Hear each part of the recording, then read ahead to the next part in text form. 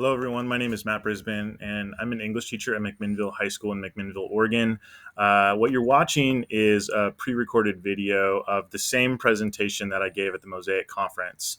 And I recorded this for two reasons. One, so I could have a little bit of practice before the real thing happened. But two, because I wanted to be able to post this after the fact for those of you who were not able to make the session or who were there but would like to hear a little bit more or review some of the things that we talked about during the session.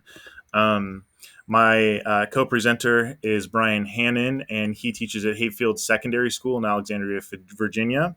If you're at the live session, I'll let him introduce himself. But since he's not here right now, I wanted to give him a shout out as well. He has created this amazing tutorial for you guys that walks you through exactly how to start making your own Hyperdocs and how to use them in your classrooms as well. So I'm here to tell you a little bit about what Hyperdocs are and how we have started to create them and the way that we kind of foresee us using them in our own classrooms in the fall. And Brian's here to talk to you about how to start making some of them on your own as well.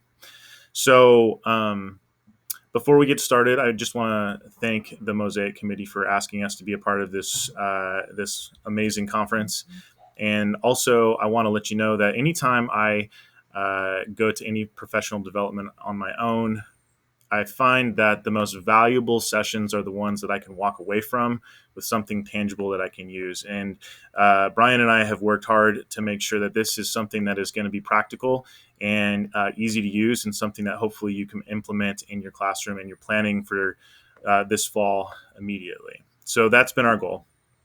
Let's talk a little bit about the session, what we're going to cover. So I'm going to tell you a little bit about what a hyperdoc is and define that term for you.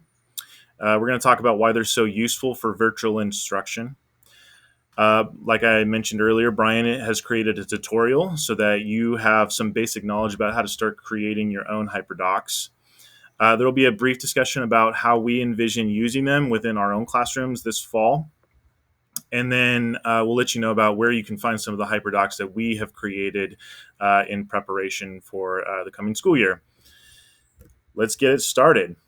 So I want to start just by talking about my experience this spring when the pandemic hit and we were all sort of at home trying to figure out what distance learning was going to look like. One of the challenges that stood out immediately was synchronous learning versus asynchronous learning. For many reasons, many schools and many districts decided that asynchronous learning was going to be the way to go, and many places wouldn't mandate the synchronous types of learning environments. And so that created a challenge because if you didn't have the skills to create videos, or if you didn't have the skills to really creatively plan for this new situation, there was definitely a steep learning curve there. And that was one of the challenges that I faced. All of the materials that I had created virtually on Google or anything else were sort of created with the idea that I was going to be teaching this content face to face in a classroom full of students. And so nothing was really prepared for a distance learning model, which meant that I sort of had to reinvent or recreate all of the things that I already had before I sent them out for my students, which created all kinds of extra work as well. Teaching new content or skills was something that I found extremely challenging with this system because of the previous challenges that I mentioned. There was a lot of sort of scrambling, trying to figure out what we were doing. And in the AP classroom, it sort of resulted in a lot of review, a lot of here's, a practice essay, go ahead and write this essay and I'll give you some feedback and review of the skills necessary to do that. And, it was sort of triage, right? Trying to tread water until the end of the school year. And at the end of the year, I started thinking about if we're going to be doing distance learning this fall, how different that's going to have to look, because it's going to be necessary that we are not only giving assignments, but actually instructing and teaching on new skills and new content as well. And that it was challenging, to say the least, in the spring. Organizing student resources all in one place was challenging as well, especially when everybody is kind of using a different system. And so, if you posted an assignment, let's say on Google Classroom, all of the different resources could have been posted along with it, but it was a different document and a different website, and they had to navigate through all of these different things to be able to follow the directions or follow the assignment that I wanted them to do. So that was challenging too.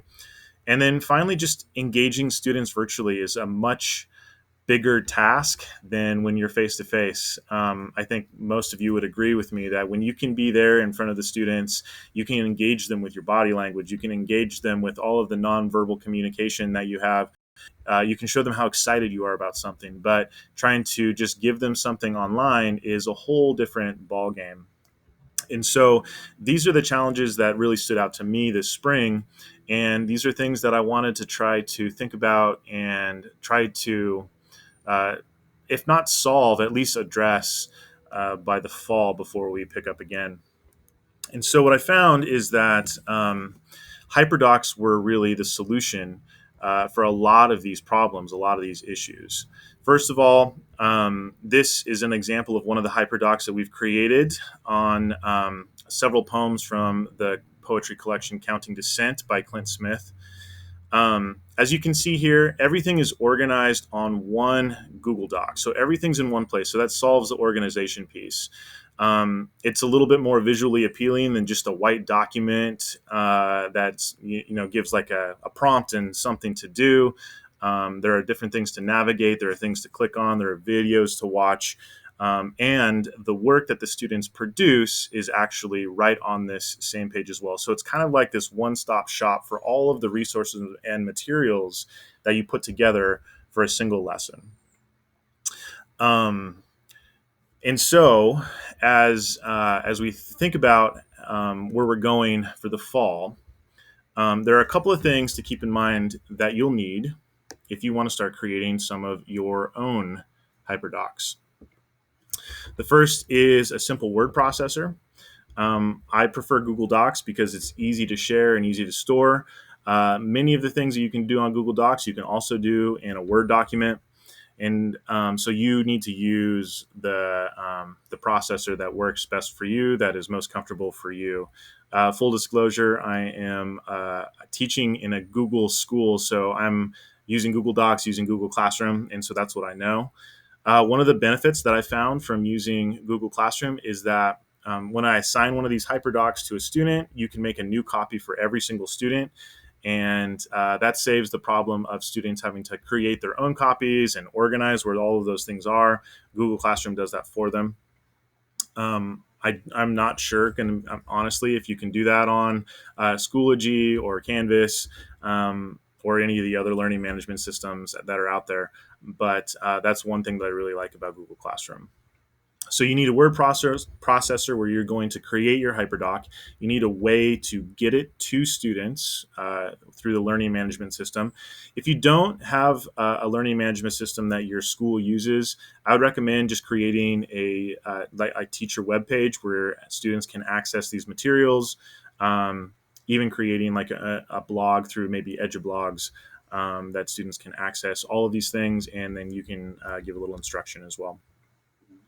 The third thing that I'd recommend is some kind of a video recorder that you can record yourself on your computer.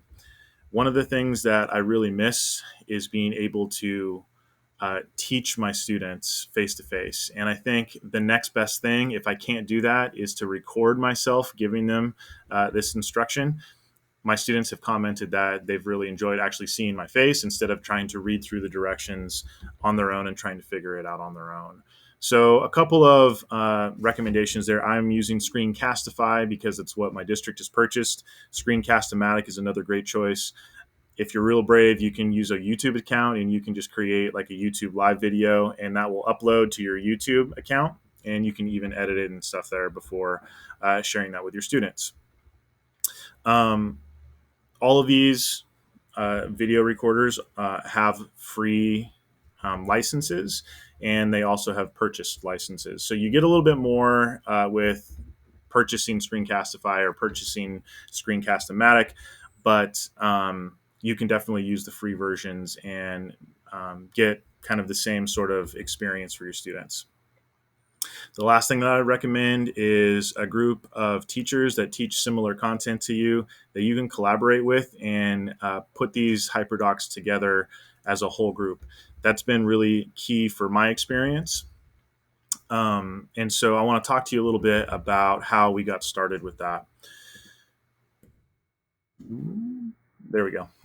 So this is the team of teachers that I'm working with to create our AP Lit Hyperdocs. And all of these teachers have taught AP Lit for a number of years. Almost all of them have been readers at the AP Lit reading. And so there's a collective wealth of knowledge just in this group. And by collaborating with all of these people, we were able to create a system that is repeatable. We created like a Hyperdoc template, and are letting people just kind of create content through that. The other really great thing about this for me is that although I'm creating some of these Hyperdocs, all of these other people are creating lots of other Hyperdocs, and so that means some of the direct instruction that comes through these videos is actually being given by all of these wonderful professional teachers around the country. And so my students are going to benefit from not only hearing my voice, but from hearing all of these other teachers' voices as well. And I think that's a really cool benefit to what we're doing here. We have mostly created poetry docs up to this point, but we have big plans in the works for doing some short story hyperdocs and some hyperdocs on a couple of longer works as well. I think we've got Beloved happening, some Frankenstein, and even Fences that are being created right now. But as far as we're concerned right now, the poetry hyperdocs are kind of what have been the easiest to create to get started. And so the things that you're going to be seeing in this presentation are going to be poetry hyperdocs. All right. So when we got together and we decided on what these hyperdocs were going to consist of, we thought about, well, what is our lesson design going to look like if we were teaching face-to-face? So we decided to create some kind of a warm-up or an intro to each hyperdoc that not only got students thinking about the topics that they were going to encounter later on, but even some of the skills that are being taught within those hyperdocs too. And then we used kind of the gradual release model as they work their way through the hyperdocs. So there's a video mini lesson where we either pull something from YouTube that's already created, or we create our own mini lessons where we are teaching new content and new skills to students that are, anywhere between, 7 to 10 minutes in length. So students can not only learn the new skill, but can see it sort of put into practice. The next element is there's an activity for students to kind of practice that new skill or practice that same sort of activity. And then following that, there's a model analysis, which is the second video that we create that walks through that exact same activity that the students just did. So it's kind of like students get to do it on their own, and then they see how we would do it and kind of calibrate through that process as well. And then there's a final assessment on each hyperdoc, usually a writing assignment that students respond to that they are going to work on their own. And everything that they do is all done on one document that they can then turn in and submit and get feedback on immediately. The last part of the hyperdocs is we have aligned each of them to the CED skills that are outlined for AP Lit. And if we have any supplementary activities or materials for the texts that we're using, every once in a while, we'll put those in at the end as well. So let's take a look at a couple of these hyperdocs. So this first one is a poetry hyperdoc, like I said, consisting of John Sand's poetry. And this is one that Melissa Smith of the Teach Living Poets fame and I worked on together. And so this is a hyperdoc focusing on the theme of love and relationships. And they all of the poems that we use come from the book It's Not Magic by John Sands. And so the first thing is you can click on the book here, and it takes you to a website where you can order his book if you'd like to do that. You also can click this link and go to John Sand's website just to see some of the other things that he has published, other videos of him performing and things like that. Just below that, we haven't got this part filled in yet, but I'm super excited about this piece. John Sands has actually agreed to create a video introducing this document for us, and so we're eagerly awaiting that, and we're going to add that to this document as soon as we get that. Just below there, I have created a little intro video about what students are going to be doing in this document and what some of the things are that we'd like them to focus on. And as we work down, we have the warm-up activity. So this particular warm-up is a YouTube video that links to a John Sands spoken word performance, performing a poem called Love Poem. Students will watch that, and then just below that, they'll respond to the video. So you see the prompt here, and a place for the student's response. Now, one of the things that we've done is we've color-coded the different areas. So anything that's white is a signal to our students. This is a place where we want you to be writing your own thoughts and ideas, your own reactions to the text that we see. So after the warm-up, we have a model analysis from Melissa. She goes through another poem by John Sands called Love Spell and talks about some of the things that we want students to focus on. And just below that, we have a couple of questions that we'd like them to respond to, again, using this poem, Love Spell by John Sands, linked here. And then again, the video by Melissa, linked right above there. Just below the questions after students have gone through that, here we have a place for them to practice on their own. So we have a new poem, You Know How You Try to Say a Thing. And we have a spot for annotations on the right-hand column as well, where students can type up their own thoughts and ideas about the words that they see on the left hand. They can do this in several ways. They can go ahead and highlight different aspects of the text this way, or if they prefer, or if teachers prefer, they can use the comment function in the Google Doc, and they can leave their own comments and thoughts on the side. And when they do that, those will stay up there so that teachers can read them later on when they submit them. So a couple of ways to annotate the text on the page there as well. As you move down, so students will interact with this text, and then they'll see a model analysis where I kind of take them through my own thoughts and ideas about the text as well. They can calibrate the things that they noticed along with the things that I noticed, and then a final writing activity for them. All of the writing prompts that we've created have the stable language from the CED, so they all sort of look the same. As students would see, if they were taking the AP exam and they were reading one of those FRQ questions. Again, we've got a link to the poem that we want them to look at, and then a space for them to write their response just below. Down at the bottom, we have the CED skills that are targeted within this Hyperdoc. And so that's the basic structure of what these Hyperdocs look like. And each of them are sort of designed in their own ways. They're different colors, or maybe they're built a little bit differently, but they have the same lesson components for the most part. So this is one for RA Villanueva that Melissa created. I think she shared this during her Teach Living Poets session last week, which is fantastic. And then I just want to show you one other Hyperdoc that I've created. This is a second one with some poems in counting descent, because it gives you an example of how you can use different resources and bring those into play. So this is a Hyperdoc focusing on structure and imagery, but also it deals with several of the poems from the book that are about Hurricane Katrina and Clint Smith's experience going through that disaster as well. So a lot of our students, I thought, were very young when Hurricane Katrina happened.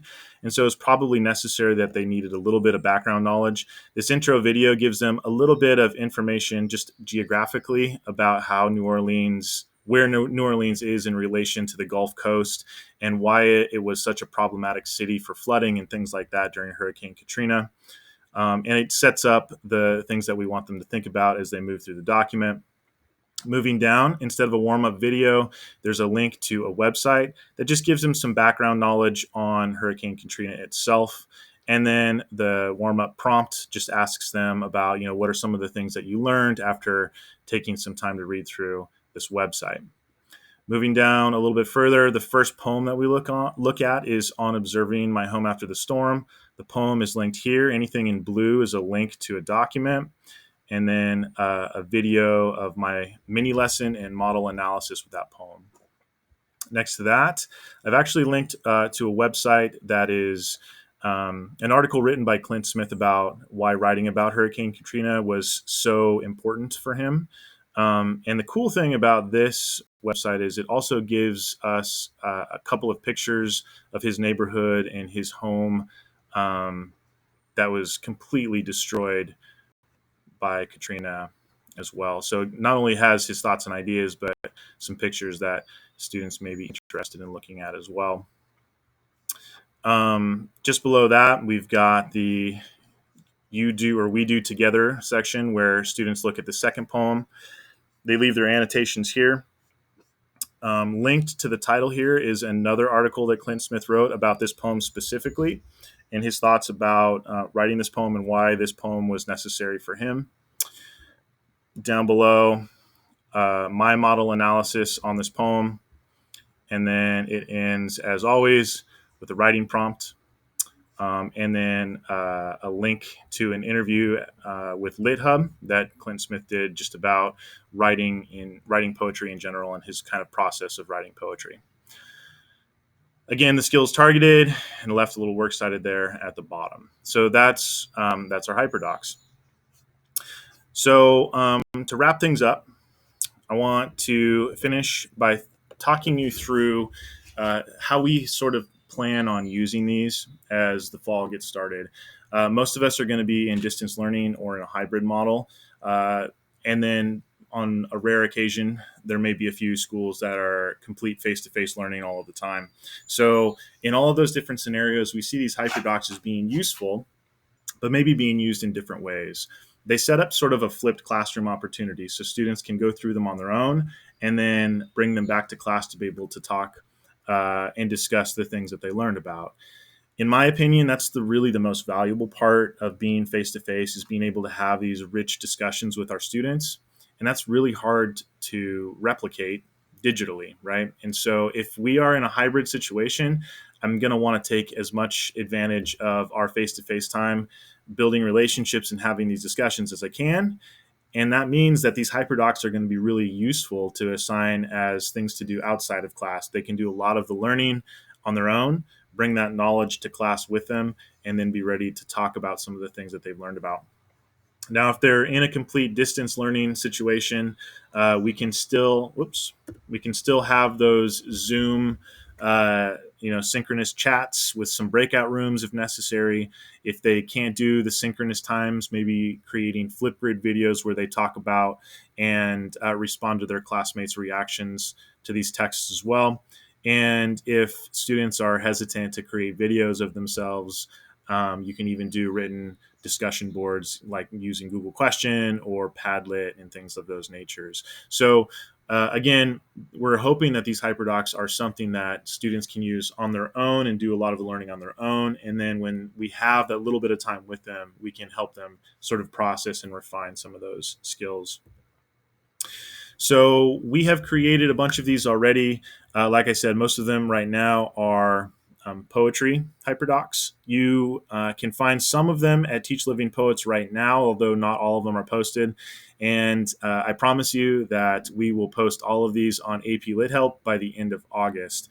I'm fortunate enough not to have school starting until after Labor Day. And so I have a couple of short stories that I've assigned as summer homework for my students. And so I need to make some Hyperdocs for those stories. Those will get posted on there by the end of August as well. But in the meantime, we hope that you use some of these Hyperdocs that we've created to help get you started this school year, and hopefully they'll be useful tools for you.